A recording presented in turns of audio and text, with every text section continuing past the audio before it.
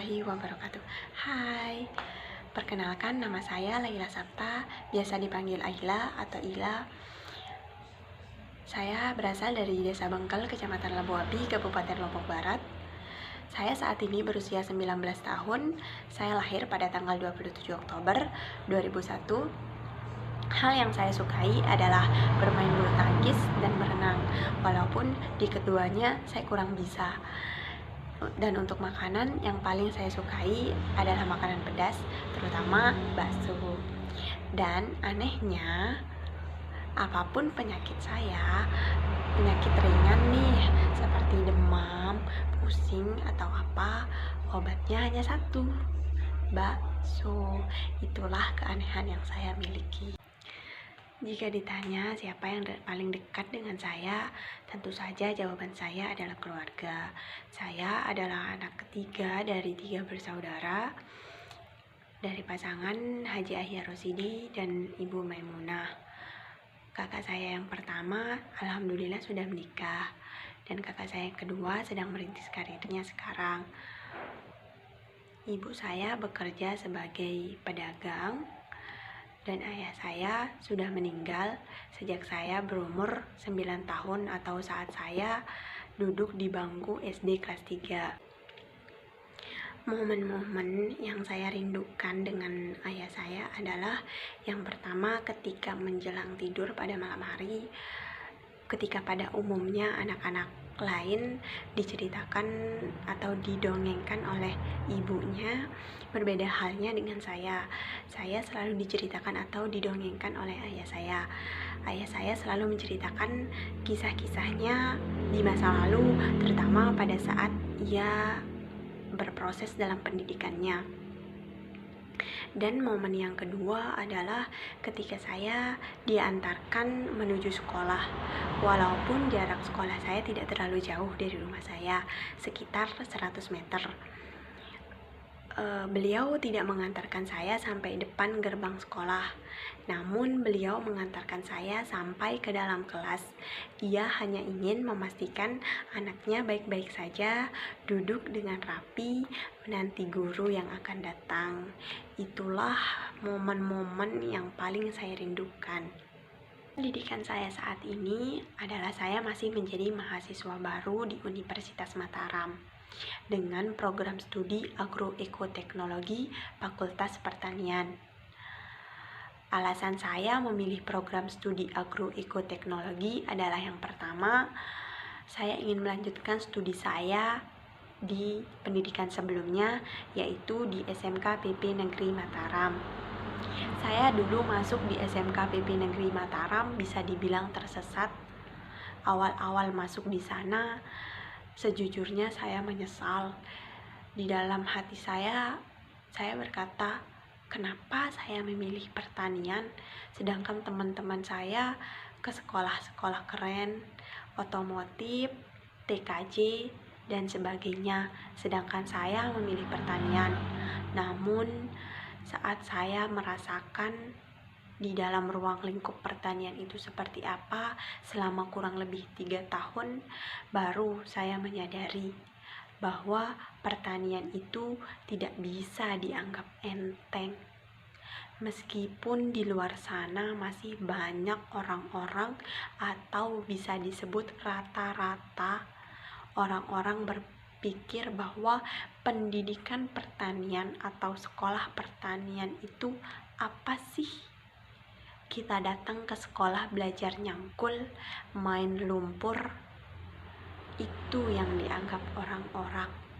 Tapi mereka tidak pernah berpikir, jika tidak ada generasi penerus pertanian, rakyat Indonesia mau makan apa? Seharusnya pertanian itu dijadikan jantung Indonesia. Itulah yang ingin saya hapus. Pendapat seperti itulah yang ingin saya hilangkan dari Indonesia ini, karena di Indonesia dari masyarakat maupun pemerintahnya menurut saya masih menyepelekan pertanian tanpa mereka sadari jika tidak ada pertanian kita tidak akan bisa hidup. Maka dari itu, kita sebagai generasi milenial harus semangat meneruskan pertanian Indonesia. Karena jika bukan kita, siapa lagi? Dan jika bukan sekarang, kapan lagi? Mari sama-sama berjuang, semangat para penyedia pangan Indonesia untuk tahun ke depannya. Jika ditanya saya orang yang seperti apa, menurut saya diri saya ini adalah orang yang berpikir simpel, tidak suka dengan hal-hal yang ribet.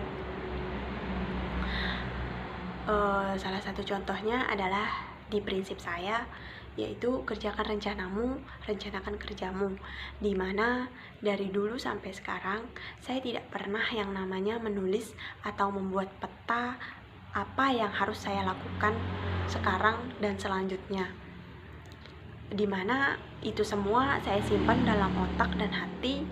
Saya cukup mengetahui kapan saya harus melakukan itu. Dan yang kedua adalah masalah pergaulan, dimana sejujurnya di lingkungan saya ini saya tidak memiliki teman yang banyak, dengan alasan di sekitar lingkungan saya ini saya tidak menemukan perempuan seusia saya. Sampai ada satu kejadian lucu menurut saya, tetangga tepat di belakang rumah saya tidak mengetahui saya anaknya siapa ketika beliau berkunjung ke rumah. Beliau bertanya kepada ibu saya, "Ini anaknya siapa?" Dan saya pun bertanya-tanya, saya sudah sebesar ini, sudah berumur 19 tahun, masih ada tetangga yang bertanya, saya anak siapa? Hal yang menarik dari desa saya ini, salah satunya adalah terletak pada namanya, yaitu Bengkel. Jika ditulis, orang-orang yang tidak mengetahuinya bisa saja membaca dengan bengkel, karena tulisannya sama. Nah, asal muasal dari penamaan desa ini,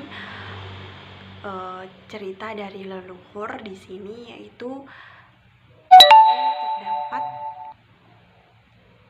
pohon di tengah-tengah desa ini, pohon yang lumayan besar atau sangat besar, tepat berada di tengah desa, yang bernama pohon bengkel. Ketika ditebang, maka orang-orang pada sepakat untuk menamakan desa ini Desa Bengkel. Nah, hal menarik yang kedua adalah desa saya terkenal dengan gudang ilmu, terutama ilmu Al-Quran. Di sini terdapat makam tuan guru atau petinggi agama tepat di sebelah perempatan Bengkel. Jika hari libur, hari Sabtu Minggu, wajib yang namanya mancep seperti di Jakarta, karena selalu banyak orang-orang yang berziarah ke sini, terutama pada masa ujian nasional dan sebagainya. Selalu banyak santri atau murid-murid yang datang bergerombolan menggunakan bus dan berdoa di sini. Itulah yang masih menjadi kepercayaan masyarakat, terutama masyarakat Lombok Tengah dan Lombok Timur, dengan makam tuan guru atau petinggi agama di sini.